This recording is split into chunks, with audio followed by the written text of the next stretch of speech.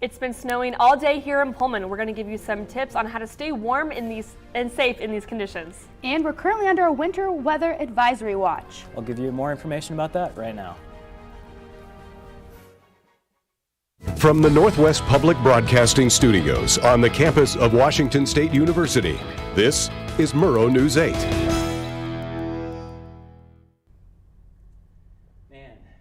Good evening, I'm Cameron Baver. And I'm Sydney Gardner. Welcome to Murrow News 8.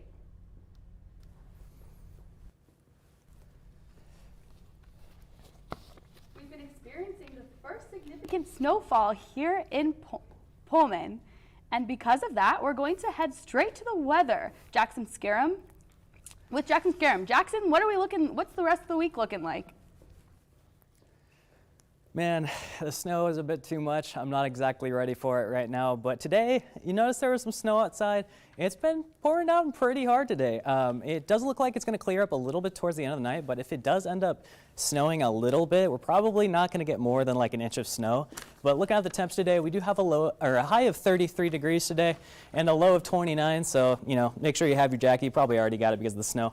But looking at tomorrow's forecast, it's looking like it's going to be a little bit higher. We're going to have like the high of 40 and a low of 37. Wind speeds are going to be about 3 to 7 miles per hour, so honestly that beats those 20 to 30 mile an hour winds we had a few weeks ago. But going to our state map, in Seattle, there's going to be about a 20% chance of rain. We're going to have a high of 45 and a low of 42, so luckily Seattle's not going to have to deal with any snow quite yet. It's about the same for Olympia, and kind of looking down on the west side, it's just mostly going to be rain and clouds, just the usual Washington weather.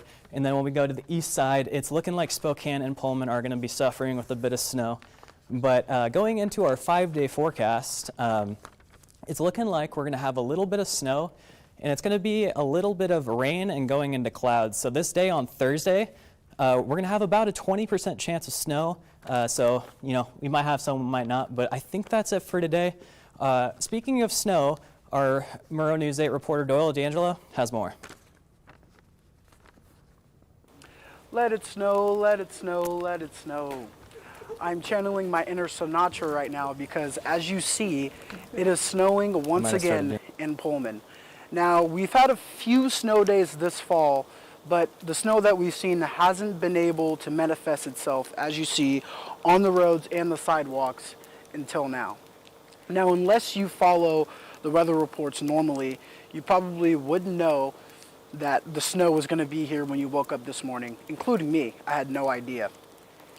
Now, the thing to keep in mind today for this snow is that there is a hazardous winter weather advisory for the Palouse along and east of Highway 195, and it is expected to stay in effect until 10 p.m. tonight.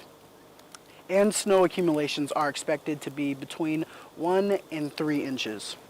Now, the high for today is 32 degrees, which is below freezing. And the snow is not expected to stop until around 5 a.m. tomorrow morning. So if you do decide to drive today, it is recommended that you drive slow, and it is also recommended that you proceed with caution to keep yourself safe while traveling. As Doyle mentioned today, at 10 a.m., a winter weather advisory was put out by the National Weather Service.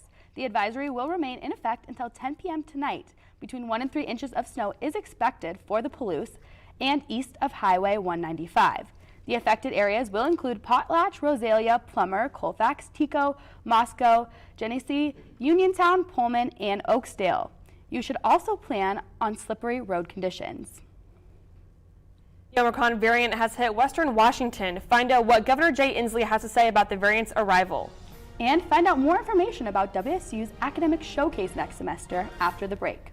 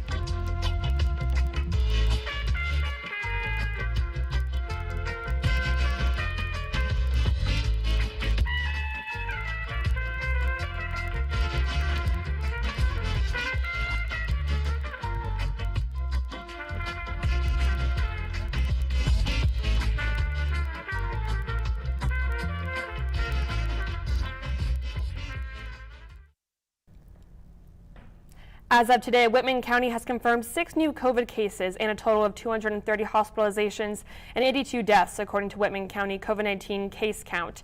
You can visit the Whitman County Public Health website to keep updated on cases in your area, along with resources to schedule your COVID-19 vaccine and COVID testing. The Omicron variant of COVID-19 has been detected in Washington state. The Washington Department of Health said it confirmed cases of the variant in Thurston, Pierce, and King counties. The samples were collected between November 29th and December 1st, and ages of people who tested positive ranged from 20 to 39. Governor Inslee said in a statement, "We knew this day was inevitable, and it's strongly urging people to get vaccinated and get their boosters as soon as possible to maximize their level of protection from any variant." The Spokane Police Department is searching for a suspect for a shooting that happened Saturday night around 9 p.m. near East Sanson Avenue and North Lingerwood Street. A woman called claiming her friend was shot. When police arrived, they gave the victim medical attention. According to Spokane Police, the person who was shot has life-threatening issues. If you or anyone you know has any information about the incident, call the number on your screen. The Spokane Police Department is investigating a crash. Police say that the crash happened Saturday afternoon. Investigators say the driver hit a man and kept going and dragged him about 2 blocks. The SUV was seen driving away from the scene, and police say that the SUV that hit the man was a dark-colored vehicle. The man who was hit was taken to the hospital with life-threatening injuries. Washington State University is inviting students who graduated during the pandemic to return this month and be celebrated in person for their accomplishments. Both the classes of 2020 and 2021 will have an opportunity to walk across the stage inside Beasley Coliseum and receive their diplomas Saturday, December 11th at WSU Pullman. Eligible students from the class of 2021 will be honored at 10 a.m., followed by a ceremony for the class of 2020 and this year's spring graduates at 1:30 p.m. Scholars hoping to participate in the university's annual poster sessions can now submit abstracts of their work. On your screen, you can see all of the events for the week-long celebration of academic excellence slated for the spring of 2022 showcase. Honors the scholarly achievements, faculty, staff, and students.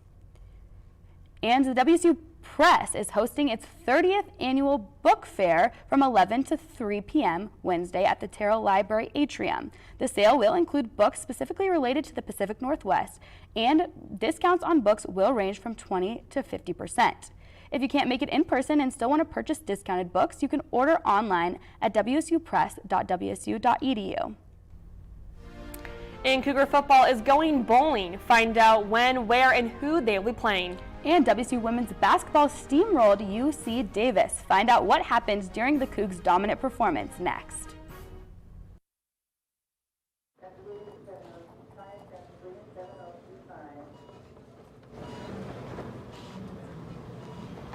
It's okay to be scared. You don't have to be so strong.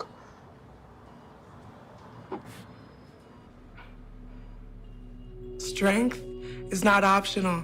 This is my mother, my purpose. Real muscle is lifting her spirits between bedpans and bad news from doctors that doubt her strength.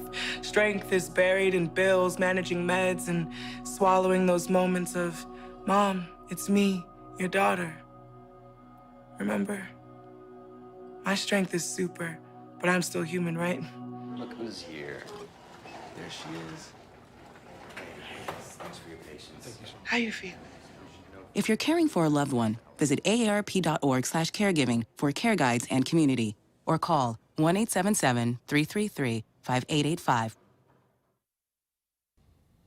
Welcome back. I'm Isaiah Sharp with your sports. The Cougs are headed to El Paso for bowl season this year to face Miami in the Tony the Tiger Sun Bowl. WSU will play New Year's Eve looking to finish 3 games above 500. Washington State is hoping for a bit of deja vu this bowl season. The Cougs defeated Miami in the Sun Bowl back in 2015. Miami may be in a bit of coaching trouble as it was announced today Manny Diaz has been fired and Mario Cristobal is set to be the new head coach of the Miami Hurricanes.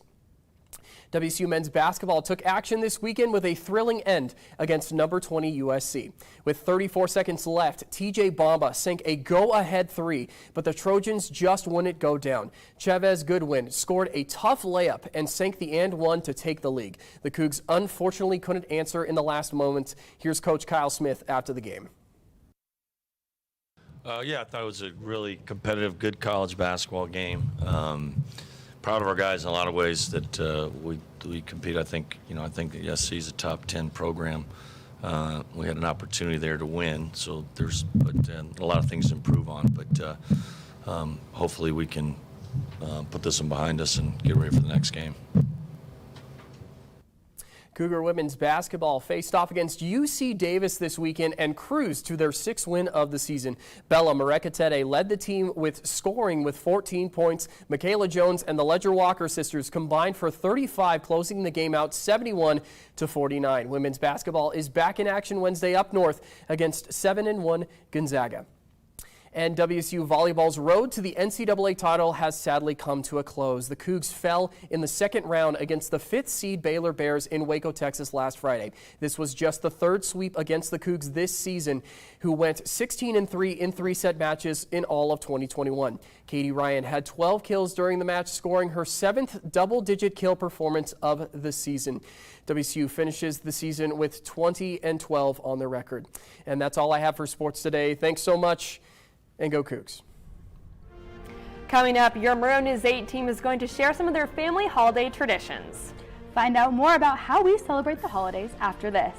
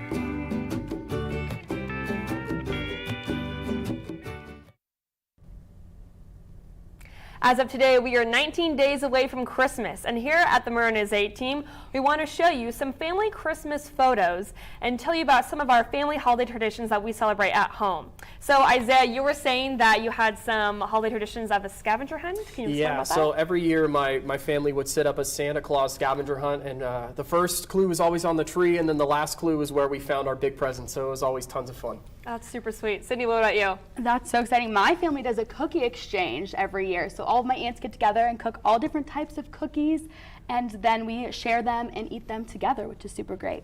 I love that. That's really endearing. I want to come to your Christmas. I know. Yeah. Jackson, what about you? My mom has to play Elf every year. If it's not played, it's not Christmas. That's all we have. Thanks so much for watching. If you missed anything in this newscast or in our previous newscasts, you can always watch us on our YouTube channel. Thanks for watching.